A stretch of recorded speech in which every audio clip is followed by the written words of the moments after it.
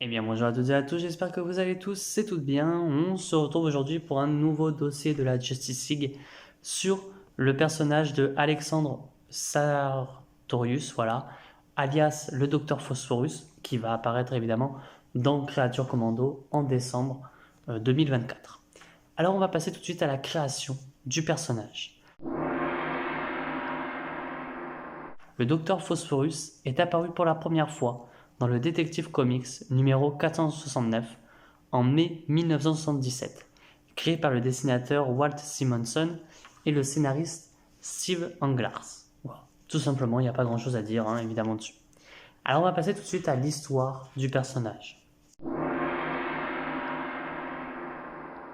Alexandre Sartorius était membre du Tobacconist Club, qui souhaitait, eux, construire une centrale nucléaire dans la ville de Gotham. Mais cependant, les habitants de la ville refusent. Alors, la construction va se faire, mais beaucoup plus loin, en mer. Un beau jour, Alexandre va être seul à la centrale. Mais cependant, cette dernière va exploser à cause d'une fusion et va l'irradier totalement. Elle explosera et ce dernier sera envoyé dans du sable irradié.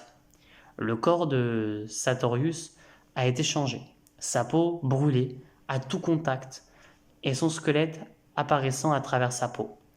Il se fait alors appeler Docteur Phosphorus et a juré de se venger de Gotham, parce que pour lui c'est à cause d'eux, en empoisonnant l'eau totalement de la ville.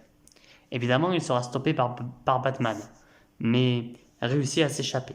Plus tard, Batman le retrouve et s'affrontent dans la centrale. Mais il va tomber dans un réacteur, créant alors une énorme explosion. Et donc, Phosphorus sera présumé mort. Le réacteur fut construit 2 fois.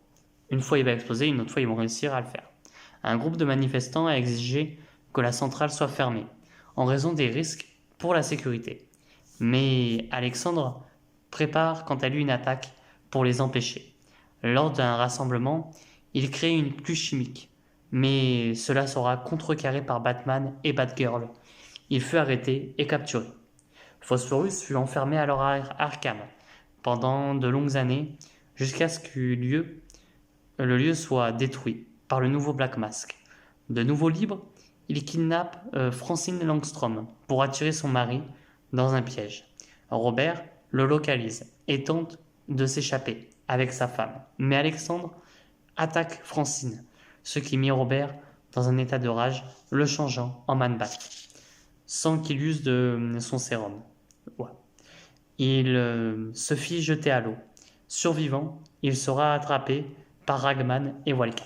Plus tard, Phosphorus demande à Catwoman de livrer sa fille, la princesse Thunderbox, je ne sais pas comment ça s'appelle, ou Tinderbox, j'en sais rien, au Warhawks pour qu'elle épouse le chef, Rank, en guise de symbole de paix entre leurs civilisations. Mais cela échoue, provoquant alors un combat. Leur combat va tuer Rack, mais aussi Tinderbox, morte dans ses bras après s'être échappée de là. Lorsque le syndicat du crime contrôle le monde, il profita pour remplir le monde de chaos. Plus tard, détenu à Striker Island, lorsque le parasite a déclenché une émeute, il s'échappe avec son camarade Red Volcano pour attaquer les gardes. Mais rapidement, il va être arrêté par tout simplement Green Arrow. Voilà. C'était un peu l'histoire, voilà, de Dr. Phosphorus. Il apparaît pas beaucoup, et même quasiment pas en fait. Donc voilà. Alors on va passer tout de suite au pouvoir du personnage. Alors ses pouvoirs, bien entendu, il peut produire des radiations. Il a un toucher qui, voilà, peut te tuer, peut tuer n'importe qui. Il absorbe la chaleur, des radiations.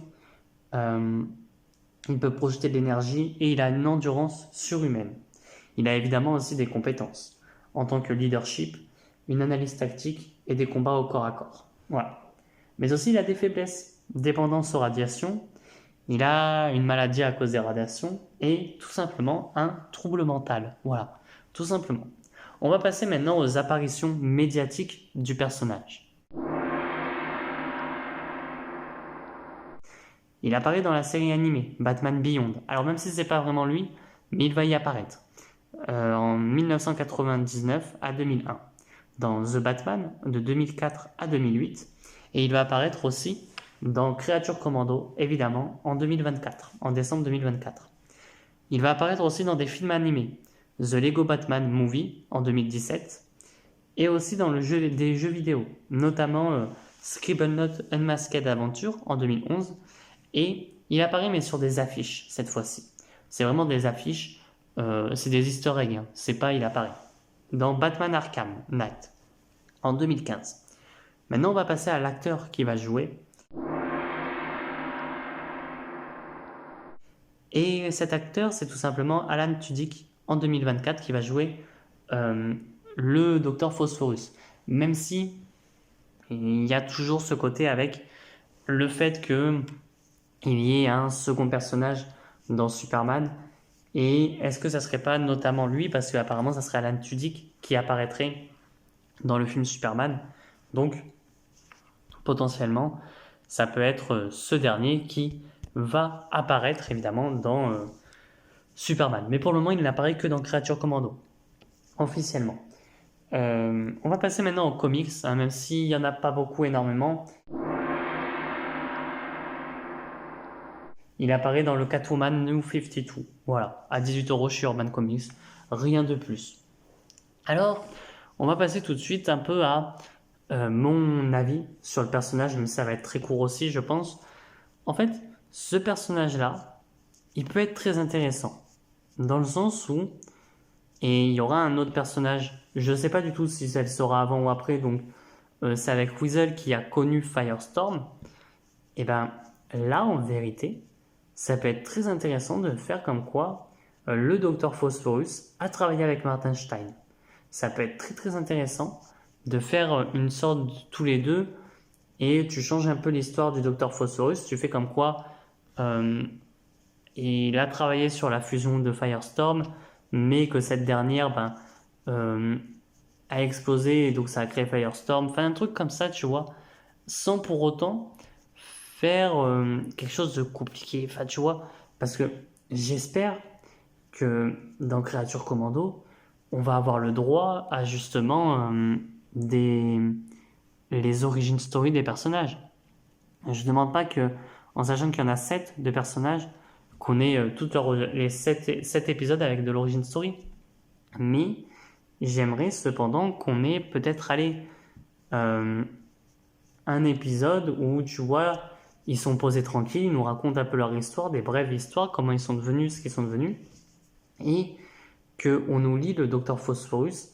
Ah, pourquoi pas nous mettre Batman, tu vois, ça serait la première apparition de Batman dans Creature Commando du DCU. Franchement, ça peut être cool.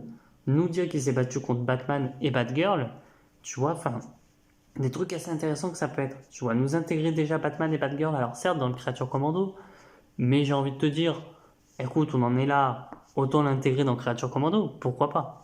Enfin voilà. Après, il n'y a pas grand chose à dire, hein. En fait, je vois mal le Dr Phosphorus être face à